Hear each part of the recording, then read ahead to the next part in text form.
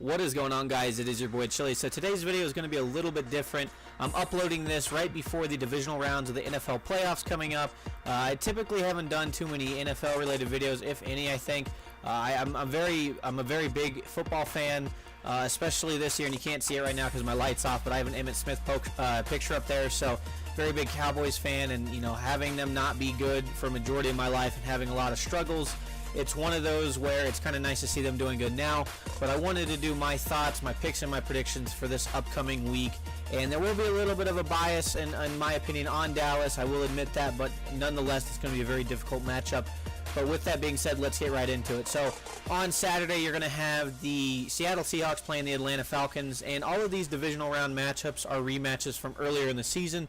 And while that shouldn't hold too much merit because the playoffs are different than regular season, it can lead to being an indicator for things that may happen without unless the teams address them. So coming up first, a very close game against Atlanta and Seattle, the infamous no call on the pass interference, Richard Sherman and Julio Jones. Still a very good game. That game was in Seattle, I believe, and for that exact reason, I'm going to lean more towards Atlanta in this game. Simply for the fact that Atlanta over the past 6, 7, 8 years have really been the team that had the potential to really make a deep run in the playoffs, but just not being able to put it together, and having guys like Roddy White, Julio Jones, having Matt Ryan, and having a defense that has just not performed too well this year, but having had a defense in the past.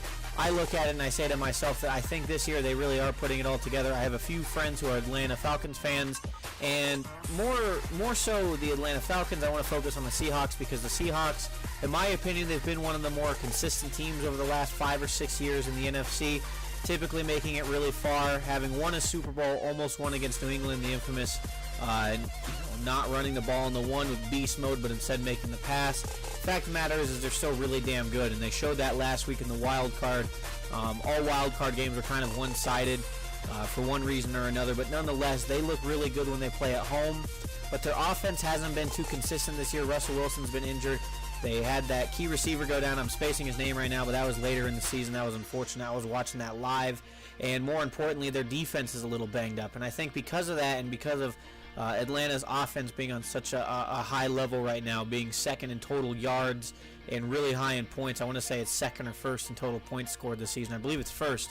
But that's a really high-powered offense. Now, if Seattle's defense can somewhat slow down Atlanta, it could be a very good game considering the fact that Atlanta's defense has statistically not been that well. They haven't performed that well this season. And because of that, Russell Wilson really needs to step up. Now, there are reports saying that he's healthy. He hasn't been healthy. He hasn't been consistently healthy all season.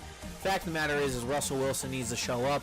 I just don't think they're going to be able to get it done in Atlanta, so I'm going to go with the Atlanta Falcons. I'm going to say 31-21 or a score similar to that. They're going to win by more than one score. Now, the next game on Saturday is New England against the Houston Texans. Now, this is a rematch from week 3 or 4, I believe, where Houston was blown out. Now, here's why I say don't worry about that too much. Another week goes by, week 4, and the Buffalo Bills blow out New England 16-0. So if you're going to go and say, well, we already smashed the Texans, you're going to have to kind of eat your words in a bit because you lost to the Bills the next week 16-0, and that's why I say don't put so much merit on the regular season, both good and bad. There is something to be said for a 27-0 victory, but this is the playoffs, and the fact of the matter is that the Texans are going to go into this game with a very big confidence boost, knowing that they beat a depleted Raiders team. I'm still going to pick the Patriots to win this. I'm still going to say it's going to be a victory for them, but I'm going to say it's going to be closer, and it's certainly not going to be 27-0. I think that if the Texans' defense plays very, very well, and it's completely different from playing at home in Houston compared to Foxborough against Tom Brady and not McGloin or Cook, whatever quarterback was playing for the Raiders. They really had a shitty deck of cards, and being from Denver, not being the biggest Raiders fan ever, but still knowing that the fact of the matter is his car going down really fucked up their season. And for that reason, I'm still going to take the Patriots. They have the highest percentage chance to go to the Super Bowl, and I really don't think that the Texans will put up much of a fight. They have a chance to pull off the upset with that number 1 ranked defense, but I just don't see it happening. I'm going to go with the Patriots 28 and the Texans 17. And let's get into the other matchups on Sunday. The AFC matchup will be the Kansas City Chiefs versus the Pittsburgh Steelers. Again, this is a rematch from earlier in the season where the Steelers at home really decimated the Chiefs. And for as hyped as people are on the Chiefs, and you know, we have family friends that are Chiefs fans. Being a Cowboys fan, it hasn't really bothered me too much. But this has been a team that's really had the talent for a long time to go to the playoffs, and now they're finally starting to put it together.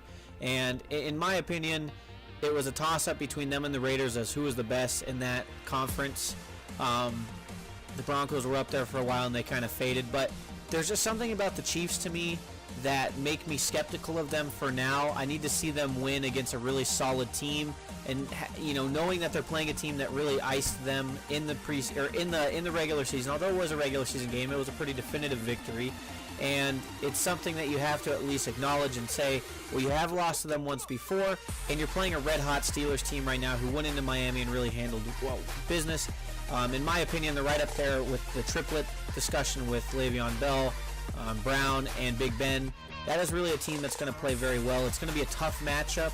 I'm actually going to go with the Steelers to pull the upset. They're not as highly ranked, but I'm going to say that they're going to win in Missouri, in Kansas City. I'm going to say that they're going to win 24-21. I just think that they're playing at a little bit higher level right now, and that they could pull it off. But the fact of the matter is the Chiefs at home are a really nasty team, and I want to say that I saw something on Facebook today. They're 23-5 in their last 28. Coincidentally, those losses have all come in the playoffs. Maybe that was regular season. But regardless, I am going to take Pittsburgh. I just think they're a little bit more established, and they have that momentum going on their side. And finally, it's the game I'm going to say right away. I'm picking the Cowboys to win, but I'm going to give you a few reasons why before this video runs up, or runs out of time, rather.